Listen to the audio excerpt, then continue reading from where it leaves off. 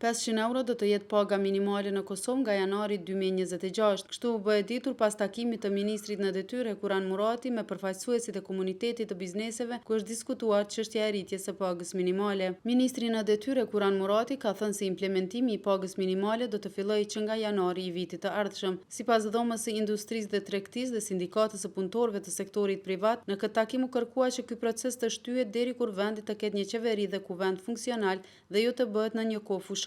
Drejtori ekzekutiv i dhomës së tregtisë dhe industrisë në Kosovë, Kushtrim Ahmeti, në një prononcim për media tha se përveç kërkesës për të shtyrë ky implementim, ka kërkuar edhe të funksionalizohet Këshilli Ekonomiko-Social dhe ky proces i pagës të implementohet përmes saj. Përndryshe, Ahmeti tha se kjo duket si një fushat politike pasi që lajmi nga kryeministri në detyrë Albin Kurti u bë të dielën kur kuvendi duhej të votojë për formimin ose jo të qeverisë Kurti 3.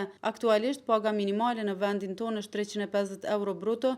Kjo rritje u bë në gusht të vitit të kaluar, disa ditë pasi hyri në fuqi ligji për pagën minimale, i cili parashinte një rritje të pagës minimale në 264 euro bruto.